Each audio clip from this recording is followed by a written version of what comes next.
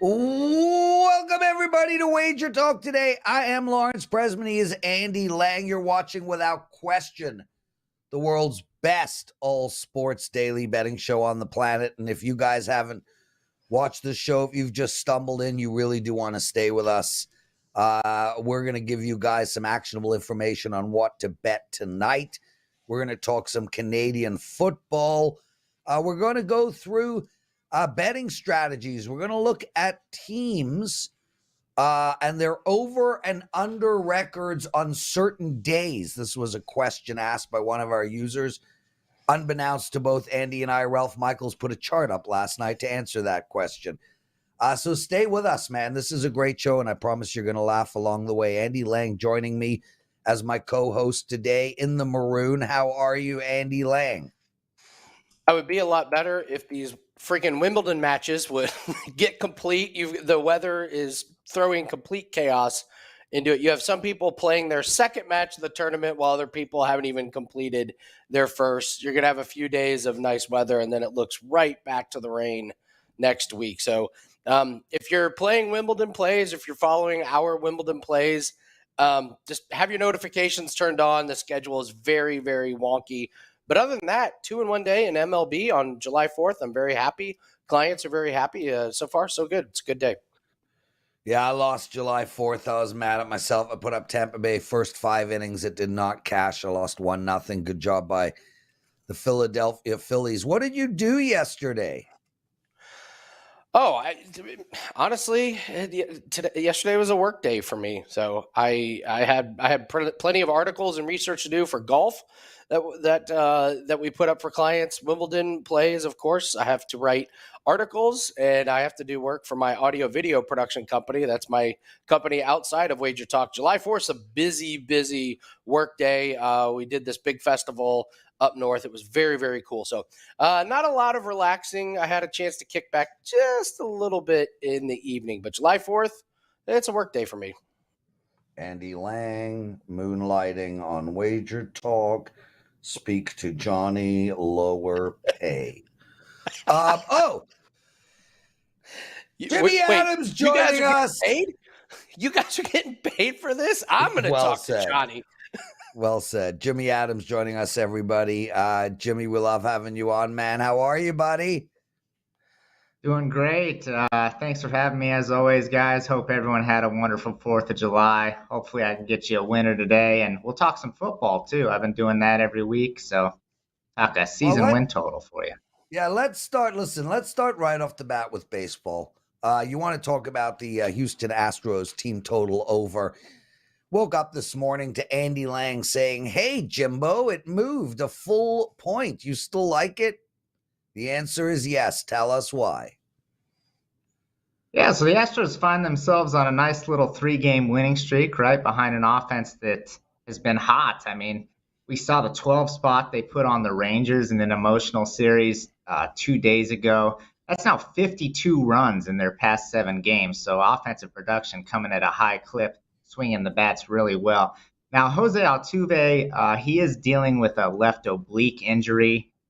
Got scratched prior to yesterday's game. But Corey Julks took his place and filled in nicely. 4 hits. It's not something I'm overly concerned about. The loss of Yordan Alvarez is the bigger bat, and they've been doing just fine without him. We're going to pick on Chase Anderson today, who's given up 22 earned runs in his past 3 starts alone. And he spread them out 7, 9, 6, and consistently bad, a 2.21 ERA over that span. And he hasn't made it out of the 4th inning in any of those starts. And it's not like he's been unlucky either. He has a FIP right in line with his ERA, 6.32. He has a WOBA of 381, low whiff percentage, low K rate, low velo. And then, if we're not already at over the team total, at that point, Colorado has one of the worst bullpens in the league once he exits. We can expect Houston to put up a crooked number in today's day game. Give me the Astros team total over 5.5. I think they get there rather easily. Oh, Jimmy, I'm trying to make the other side of this, and my gosh, is it really, really hard with this poor pitcher from Colorado. My only concern, my follow-up is we have the team total. It was 4.5. So in the last 5 games, the over would be 4-1. Now that it's 5.5, this play is actually 1-4. So the Astros are kind of dancing around that 5 number, but you think the lack of starting pitching on the other side is going to be enough to get them over the hump here? Yeah, I do, and I would prefer a 4.5, but this is actually a client play, and I gave it out at 5.5 because I want to give a number that my clients can widely get. I also want to point out that Dusty Baker, I thought you were going to come at me with a will they be hungover after the 4th of July? And, and Dusty Baker, he actually said that he thinks his team will be fresher today than they were in yesterday's game.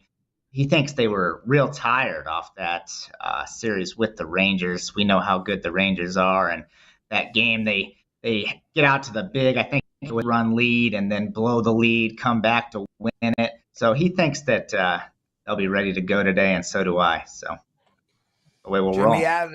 Jimmy Adams joining us, everybody. Jimmy, I don't have any opinion on this game, but I do want to say to Andy, who I will have as the co-host of this show throughout the summer, Andy, you don't need to pull a Teddy. I actually find it better if you don't argue the other side. Feel free to argue the side that the handicapper is arguing.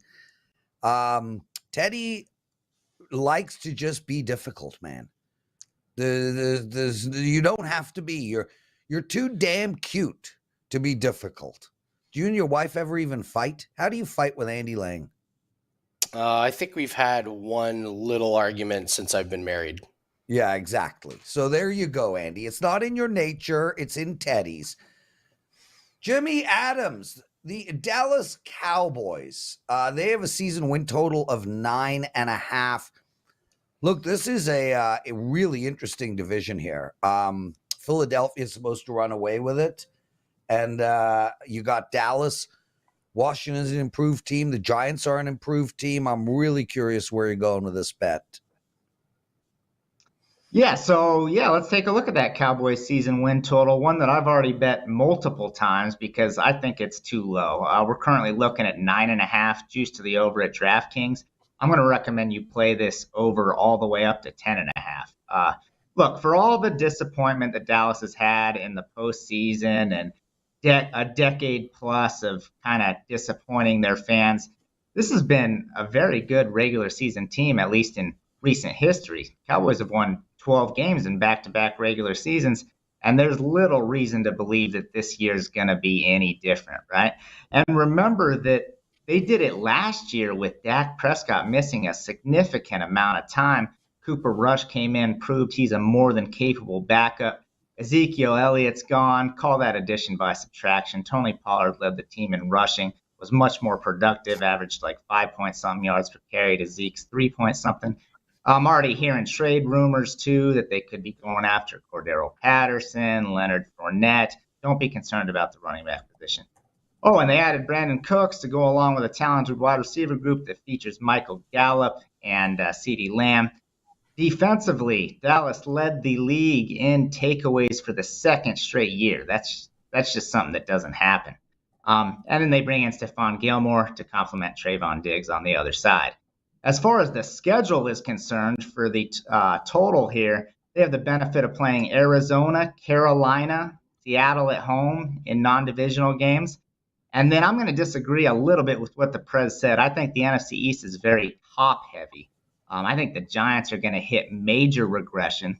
They won a lot of one-score games early on in the season last year and then kind of coasted their way into the playoffs. I think they were one of the most overrated teams in the NFL, and they are not going to have a good year. And then big questions at quarterback for Washington. Who's going to start there? If it's Sam Howell, this isn't going to be a very good football team either. Cowboys are going to win at least 11 regular season games. Take Dallas on the season win total up and over, up to 10.5. Wow, Jimmy, that was the most amazing breakdown I have ever seen. Take my breath away. I have seen the light. Oh, my gosh. Oh, man. I don't even know how to continue. Man, I may have to go log in and put a little bit more on it, Jimmy. That breakdown was just amazing. No, listen, my only concern with taking overs on futures is the injury factors. I don't do a lot of team totals. I do a lot of player prop totals, and 90% of them are unders just because of the injuries. I know Dallas's offensive line is healthy for now. There's a lot of concerns with the lack of depth and health on that unit. I love Tony Pollard. He's going to get a lot of work. Does he break down towards the end of the year? Dak has had injuries in the past. I know you can say in the NFL that injuries can hit any team. Dallas, though, injuries, do they worry you at all here? So I think it's a good point that you make. I mean, every team's going to go through them. Dak, I think, is injury prone, but I think Cooper Rush, I'm very confident in Cooper Rush to be able to guide this offense if Dak goes down. I mean, let's be honest, Dak Prescott's an average NFL quarterback. He throws way too many picks. This is not a play on Dak Prescott. The Cowboys just have so many weapons around him. And then you mentioned Tony Pollard. I think he is ready to take on the workload, but the running back position is the easiest position to replace in the NFL. They're probably going to bring in a guy, like I mentioned, like a Patterson, like a Fournette. But even if Pollard goes down, yeah, they'll find a way to get it done. Offensive line, I think, was a key there. They need to stay healthy. And Dan Quinn's got this defense on point. Play calling going to Mike McCarthy. Kellen Moore is out. Brian Schottenheimer's in. So a little bit of a transition there. But, yeah, I think they'll be all right and get to 11, even if there are a few. Jimmy Adams, everybody. And Jimmy, I mean, my only worry about the Cowboys over the total here is that Mike McCarthy's their coach. Right. I mean, point taken. Good point. It just baffles me. Like it honestly blows my mind that these owners, the presidents, team presidents, I mean, these are smart people, and yet they just demonstrate complete stupidity. What do you got to promote?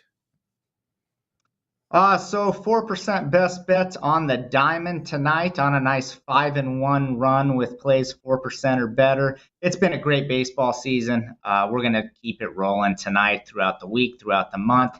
I also have NFL stuff, free pick on my page. I was up 55.6 units in the NFL last season. Yep, so maybe consider getting involved somehow with that. But in the meantime, we'll continue to ride the baseball winners. As always, good luck with your bets, everyone.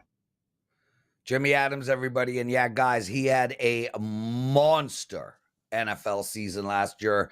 Can't remember the record offhand, but I mean, I think it was like somewhere in the 70% zone on the entire season. I mean, it was freaking huge. Shout out to everybody in the chat room. Key to Vegas, D Money, Raven, D Nasty, Better Half, Javier, Steven, and on and on and on. Really appreciate you guys taking the time out of your day to join us. Appreciate the comments that you're making.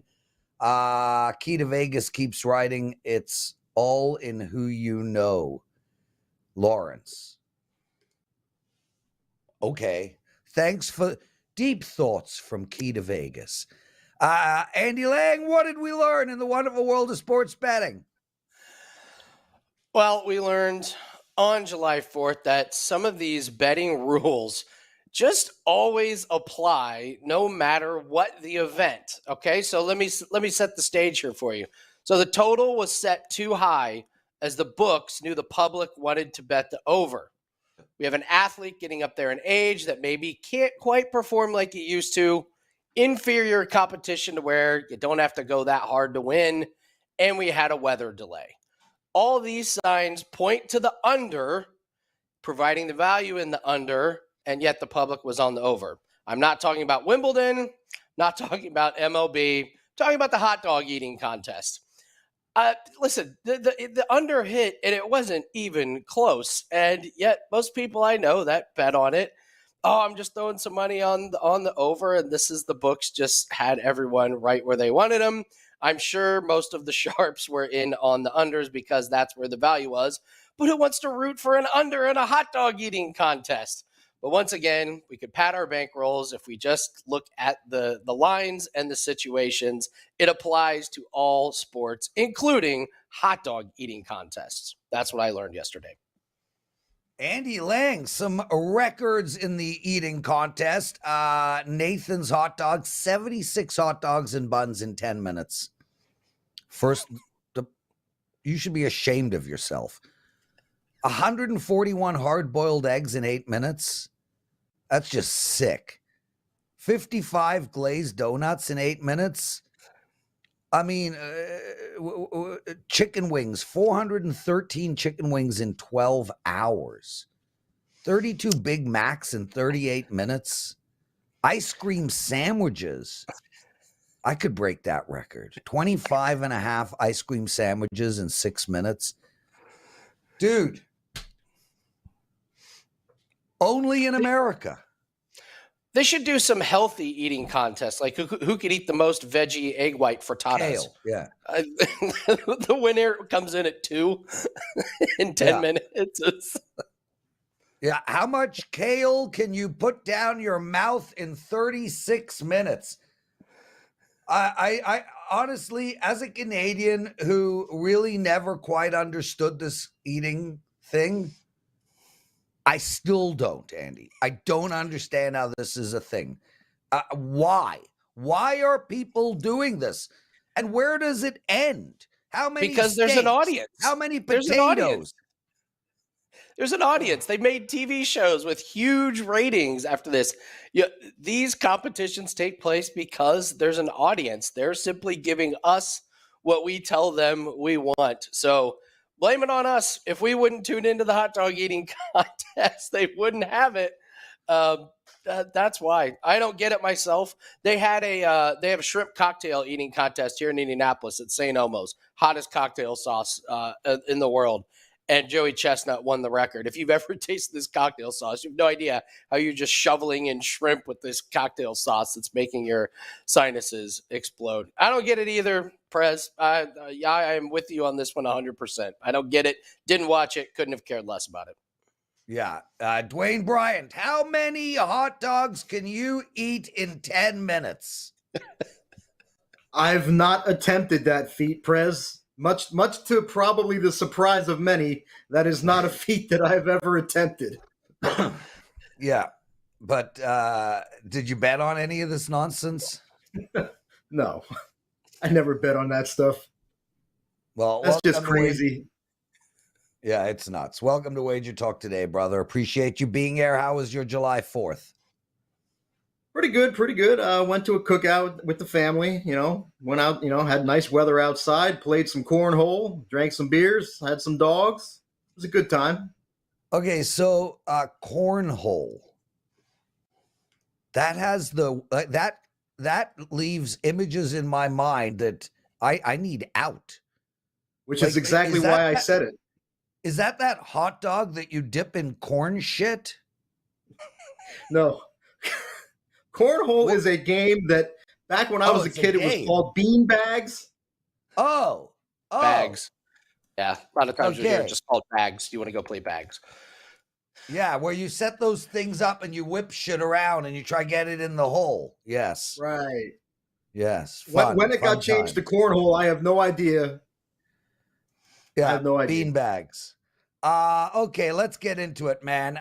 You got a bet for us on the San Diego Padres. Let's hear about it.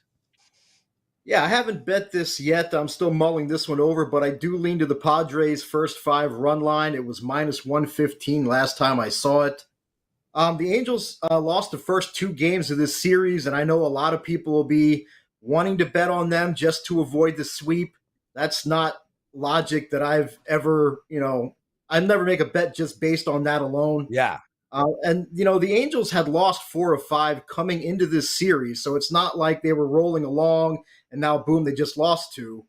They were struggling before this series. Now they've got no Mike Trout. He got hurt the other night. Now he's on the IL, so there's one of your biggest bats out of the lineup. They did score 5 runs last night, but that's a phony 5 runs as far as I'm concerned. They got 4 of those in the ninth. The Padres were already up 8-1 at that point, and you know they're not going to use their best bullpen arms in the ninth inning with a 7-run lead. They start Patrick Sandoval today. He's a lefty. The Padres normally hit lefties pretty well. They got a 113 WRC plus against lefties at home. And from what I can see, the third and fourth innings are going to be the key here. And I say that because when I looked at Sandoval's splits, he has been awful the second time through the batting order this season. Listen to these numbers.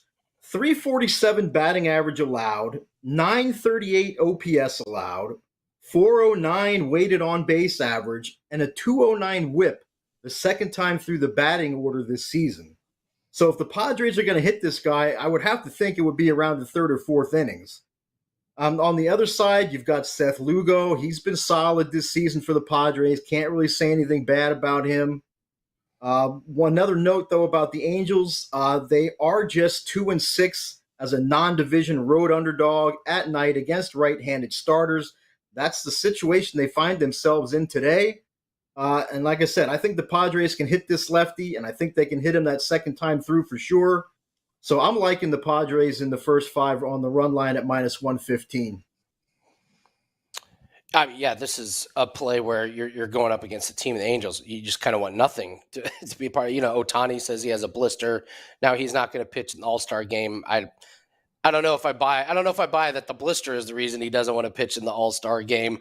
But we'll go with it. And then, Rendon took the ball off of his leg. Just a lot of injuries and a lot of bad karma or just juju and aura around this team right now.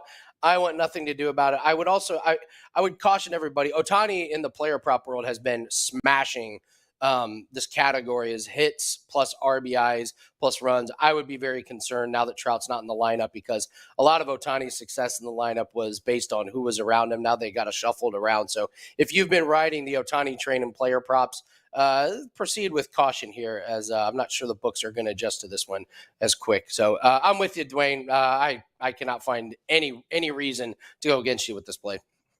There we go. Andy Lang agrees. Dwayne Bryant, we've got another bet coming from you, and it's on the mighty Yankees. Tell us about it.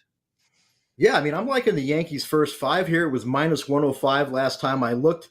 I just don't understand why they're a home underdog here. I mean, I get it. The Orioles have the better record. But, I mean, outside of that, I mean, I don't really see why the Yankees are the dog here. They took the first 2 in this series. So, again, there's going to be people that are going to want to play the Orioles, because it's supposedly tough to beat a team 3 times in a row, especially a good team like Baltimore. But the Orioles are starting Dean Kramer, and he got obliterated by Minnesota in his last start. The Yankees hit him pretty well. They have a .339 batting average against him in 65 career plate appearances. He's started twice at Yankee Stadium. Didn't perform well there, had a 2.0 whip there. The Orioles lost both games. I don't know if the Orioles are the favorite here because the Yankees are starting Randy Vasquez. He's making his 3rd career start. I mean, his first career start, when there's a lot of nerves involved and stuff, that it wasn't a terrible start. Then he came out in his last start and pitched very well. So I don't see him as being a reason why the Orioles should be favored here either. In fact, they've never faced Vasquez, so that should give him an early game edge here, at least the first time through the lineup, I would think. And I have not seen him pitch yet, but I've heard that he's got a really wicked curveball. So I want to tune in tonight and check that out for sure. The Orioles, this is 2 teams that are going different directions. The Orioles have lost 6 of 7. The Yankees have won 7 of 10. The Orioles just are not hitting and scoring runs right now. And the Yankees are not a home dog often. And usually when I see that, I would be inclined to say, well, they're a home dog for a reason, so go ahead and bet against them. But they've been 5-2 as a home underdog this season. So I think that, they're going to play with a little bit of a chip on their shoulder here tonight. And I think they get the job done. I like them for sure in this first 5 spot. I actually do have a follow-up on this one. This Yankees team worries me. Their lineup just doesn't scare me. They have nobody in their lineup hitting over 265. They have 6 guys hitting 230 or less. They scored 6 runs and 8 runs the last 2 games. They've won those last 2 games. They've only won 3 in a row 3 times this season. So I don't know. We're depending on Yankees bats to get it done. Do you like the matchup? Or are we worried that these Yankees bats are going to cool off because they just don't go on these big scoring streaks anymore? I mean, I think they do enough to get the job done today. I mean, they've hit Kramer. They know Kramer. They've hit him well in the past. And I think the fact that the Orioles haven't faced Vasquez, I think that's going to work in his favor. As long as he's, not feeling the nerves. I mean, I think, and I don't remember, but I think his first 2 starts were both at home. So, I mean, if this was going to be his first start in front of the home crowd, I could see maybe nerves playing a factor, and maybe I'd be a little leery. But I think he's already pitched at home both times he started. So I'm not really seeing a reason. Like I said, the Orioles, from what I remember, they're not in this. They've lost 6 of the last 7, and they're just not hitting and scoring runs right now either. So I don't know that the Yankees are going to have to do a whole lot to get the W here. Dwayne Bryant, outstanding stuff, my brother. What do you got to promote for the clients? I do have an MLB best bet that's up right now. I'm backing a team that's in a situation this season where they have not lost yet, and they've won by an average of 6 runs per game. And the team they're playing against is in a situation where they've lost by an average of 4 runs per game. And I can guarantee you it's not the game that you're probably thinking it is, but that's available on my page right now. Dwayne Bryant, outstanding. Thanks for joining us, Dwayne. Andy Lang, you're going to be co-hosting with me sometime next week. Let's do let's do an eating contest. What's the product? Cottage cheese. Let's do cottage cheese. I love cottage cheese. I was thinking we need to pick a food that nobody would ever think to put in an eating contest. Buttermilk. We'll each go get 10 containers of buttermilk. And it'll be first to finish wins, first to puke wins extra. Okay. Buttermilk. I was thinking quinoa maybe would be a fun one, because if we pick a food that nobody would ever think to do, there's a chance we could set a world record. Yeah. So we could actually set a world record here on Wager Talk today. Let's brainstorm this. I'm going to look up Guinness Book of World Records most we'll say quinoa in 10 minutes, and we'll see if we can give it a go. Yeah. You and me, let's try set a world record, dude. Broccoli, lychee nuts. We can come up with something. Anything but bananas, olives, or fungus. Unless the fungus does some wonderful things, which I did a few days ago.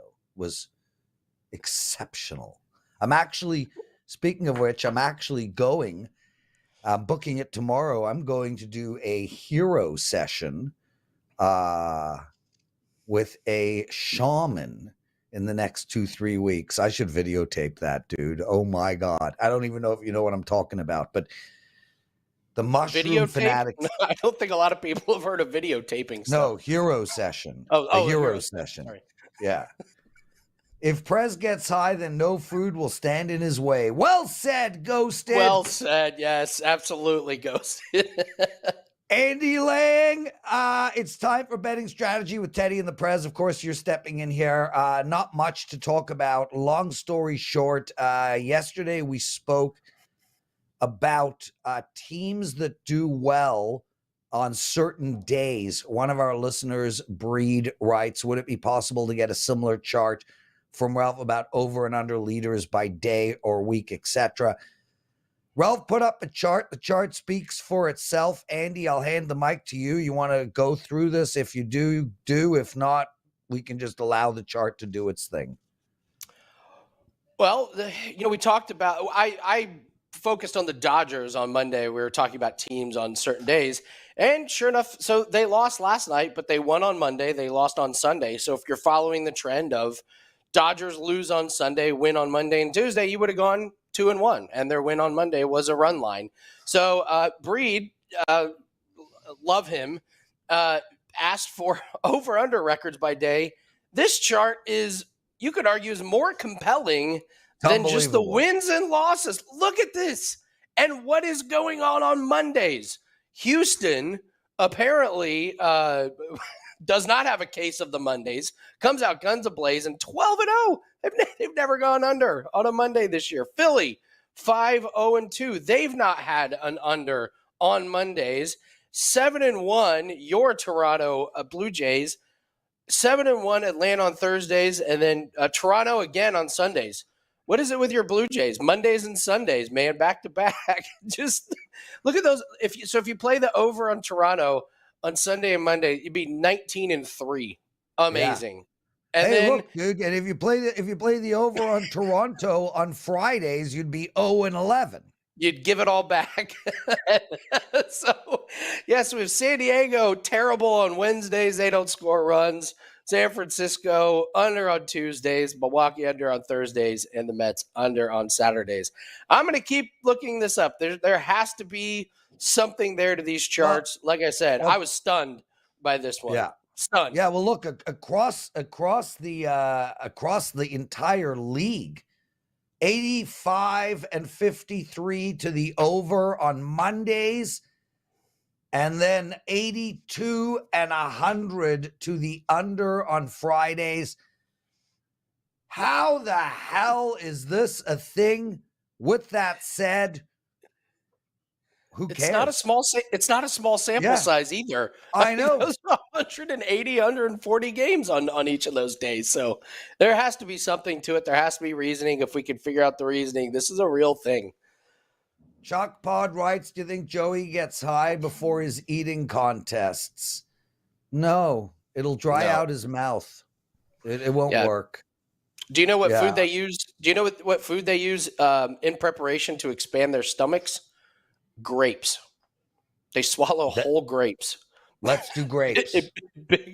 No. Oh God, no. No. You don't like grapes? No, I love grapes, but I know how much they fill up a stomach. I don't want to be that. Like I said, I'm going for the weird food that we have a chance to set the world record. Surely grapes is. Find us a world record to set, Andy. I will. Find us a world record. I want to be in Guinness. Okay.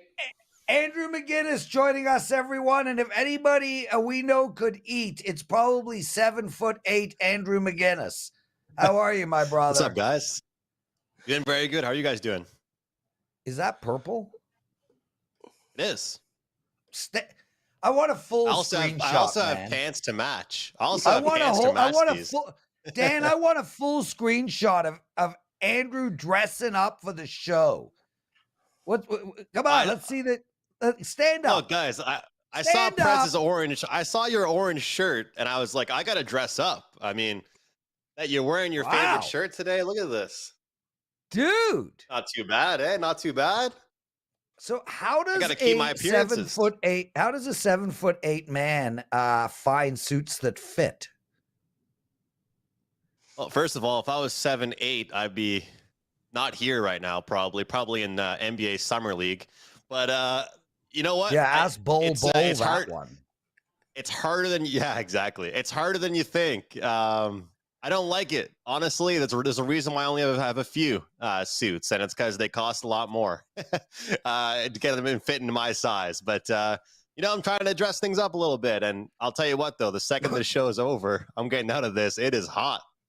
Well, you never need to dress up for us. Andrew McInnis, we're going to talk Canadian football. I'm 2-1 on the season. I got a call earlier this morning on a huge betting opportunity. Literally just put it up like 20 minutes ago. In the middle of the show, I put the damn play up, and it's a 5%. So I'm locked and loaded, ready to go. You are as well. You want to talk the Elks and the Rough Riders? 17-13 last time these two teams met, with Saskatchewan winning. How do we tackle this game, my friend? There's so many different ways to approach this, and you look at this game and you look at right now the state of the CFL. There's been a lot of boring games, but the fact of the matter is, if we're talking about betting numbers, not teams, I'm looking at the over in this one, over 42.5. I take a look at the CFL, and the numbers to start the year compared to where the numbers are now, as far as totals are concerned, are a lot different, guys. I remember growing up watching CFL, we saw 54.5, 55s, even some 56s. 52 was a pretty common number. And now a high number in a CFL total is around 47.5, 48. We're getting 42.5 in this one. And I know I get it. Start of the year, week 1, 17-13, I understand. And Edmonton, they've had their struggles. I know Andy's been laughing about it too. We're fading them all the time. But when I look at the Saskatchewan team, they've been one of the biggest surprises to me this season at the points they've been able to put up. As you mentioned, 17 week 1, followed that up by 27, followed that one up by 29 points. I've been really impressed with their offense. Trevor Harris, I did not think he was as mobile as he has been showing us. The way he's able to leave the pocket and still make a play downfield. Their punt returner has been great. They have one of the best field goal kickers in the league. And here's the deal with Edmonton. I get it. They're off an awful performance against Ottawa. They've been up, down, up, down. But this is the thing. I believe that their offense will continue to get better, but their defense is always going to be horrible. And realistically, I get it. Why people might say to me, well, if you think Saskatchewan's going to do most of the scoring, why not just lay the number with them? And in these situations, I prefer just to bet the over in case there's a backdoor cover or anything like that. But this is a very, very low number. And I think that looking at what Edmonton's been able to do, it's tough to imagine them really getting blown out week after week after week, but it's their defense I do not think will get any better at all. So at the low number of 42.5, I'm going to go over. Hope Edmonton bounces back at least a little bit offensively, but Saskatchewan will continue their scoring. Andy? Yeah, listen. Well, first off, I've been saying this for a while, and I truly mean this. If you have not added Canadian Football League to your betting portfolio, you need to. It is, Andrew and I have gone over this many, many times. It's a fantastic sport to add. There's only a few games a week. There's always going to be 1 to 2 spots. The games are a lot of times on different nights. It's a great sport to add, and it's gettable.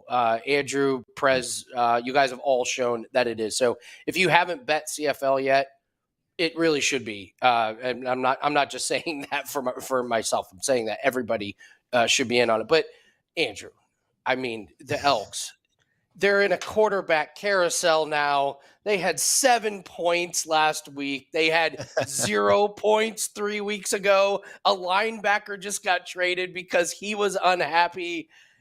Are they going to hold up their end of the deal here? You got to admit, this could be a spot where this is just a complete trouncing and the Elks look like they've given up on the season. It wasn't really too hard to guess what the follow-up question was going to be for this one, Andy. It wasn't really too hard. Can Edmonton score? It was going to be pretty much the obvious one. And the simple answer is this. Look, I just didn't want to lay the points there with Saskatchewan. I do think that Edmonton will contribute a little bit. But the fact of the matter is, I think that Edmonton's offense can get better, but I don't think their defense will ever get better over the next little while. So from week to week, I think that the hardest thing for them to improve is getting stops. And Saskatchewan, I've been really impressed, like I said, and I think they're going to put a lot of pressure on Edmonton to have to go downfield. And if that's the case, I think we only need like 14, 17 points from Edmonton to contribute. It might sound really hard to do, but I feel like Saskatchewan's defense might not be as good as they've shown so far. So we'll see what happens. Obviously, 17-13 was the score of week 1's contest, but that was a different total. We're now seeing 42.5. Let's not forget, Edmonton, people were really high at Edmonton going into this year. That's what's crazy about this. People had hope for this team. And I got to say one thing really quick. There's a quarterback, a Canadian quarterback, Trey Ford. He's been their third string for like every single week now in the CFL. It's pretty much been made very clear. The head coach, Chris Jones, does not like Canadian quarterbacks. Like, writers are now talking about that, saying, what has to happen for this guy to get into the game? How many bad games does this quarterback have to have? They're starting him again, Andy. The same guy. They're putting him out there. I don't understand.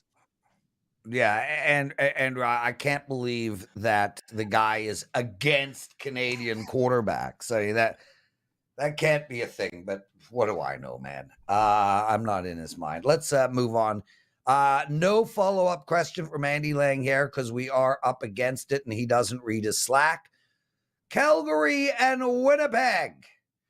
Look, Winnipeg 3-1 ATS, Calgary 1-2 ATS, but this is a big number now for Calgary. Plus 8.5. How do we bet this one? Yeah, so I'm happy you mentioned that, Prez, about Winnipeg and the success they've had so far to start the season off. One thing interesting about them, though, they've given up the third most points in the entire Canadian Football League. So although they've had success, they're still giving up points every single outing. They're coming off a game where they did play well defensively, but that should tell you all you need to know about what I just said. I mean, they're still giving up the third most, and they're coming off a great defensive effort against Montreal last week. Whereas Calgary, they've had a shaky start to their year, but they've only given up 2 less points than they've scored on the season, telling me that they've competed in all their games. They've been right there, and I think they've gotten better each week. Now, they've definitely had injury problems, but they've slowly gotten healthier, and they just brought back and signed a player that played with them in years past that had a 4-year stint in the NFL. I believe that will help them in a big, big way. Also, the bye week, looking at teams coming off bye weeks in the CFL early on in the season has been very, very successful. Calgary's now had 12 days to prepare for this contest against Winnipeg. We're getting 8 or 8.5 points, depending on where you're shopping around. I believe Winnipeg is still a great offensive team. I've been saying this for weeks now since the season began.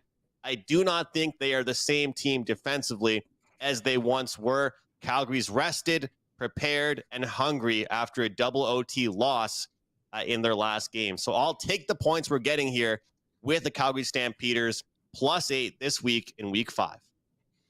There we go. Andrew McInnis, guys. I love the name Stampeders. I mean, it's not like the greatest name of all time, but it's totally original. You know, it's not like the Lions or like that area around Alabama where for some reason tigers roam around in Georgia. I think Georgia has the most tigers in the world population wise. That's why 9 out of 10 teams are named the Tigers there. Stampeders, that is a creative, original name that has a bit of that onomatopoeia thing to it and does dictate sort of forward movement, if you will. So, yeah. I mean, have you gone to the Stampede before? Yes, dude. I went. Look, it took me a while to find the ball huggers that I needed to split my balls so that I could demonstrate that I was a cowboy. But yeah, those are gone. Those are gone. I've thrown them out. But I did wear a cowboy hat, a buckle this big, and jeans that were so tight you actually saw which way I was hanging, and I barely hang. So, I mean, they were tight. Anyway. All right. No! Why would I go to see such crap? Nonsense. No! But it would be fun. It would be a blast. And if I was single, I would probably go. But I'd rather do Burning Man. I want to do Burning Man. Andy, you should do Burning Man. Anyway, no offense to all the cowboys. I love the way you dress. I just don't quite understand it. Andrew, what do you got to promote?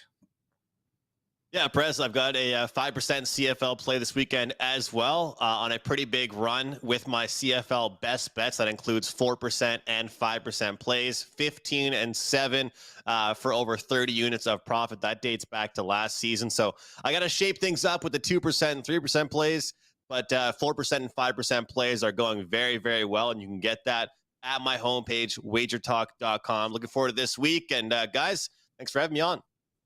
Awesome stuff. Andrew McInnis, Andy, he dressed up for us today, man. He did his hair. His hair was looking good, too. So we are pretty much close to done. Andy, I just finished Muscles and Mayhem, the unauthorized story of the American gladiators. was freaking awesome, dude. Like legit. I mean, I don't know if you remember that show. I don't know how old you are, but man, I love it. Was total nonsense. I watched it all the time as a kid. So they did 30 for 30 on the American Gladiators. Yes. It wasn't very good. The Netflix one, watch the Netflix one. Did you watch it? Oh, yeah. I watched both of them. I was so disappointed in the 30 for 30 one that I was like, wait, that's the best you could do? But then the Netflix one came through in the clutch and put out a far superior product. So if you want to watch, if you want the best product on the American Gladiators, watch the Netflix one. Yeah, I loved it. I absolutely loved it. And I hope you've watched the Arnold Schwarzenegger documentary, because 3 episodes, it was absolutely, it was a 10 out of 10, like a legitimate 10 out of 10. Anyway, me and you tomorrow, my brother.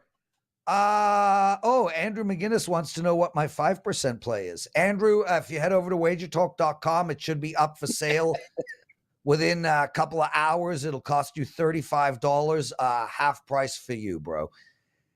Andy, take us home. Thanks, everyone, for joining. Please hit the like button and leave us a comment.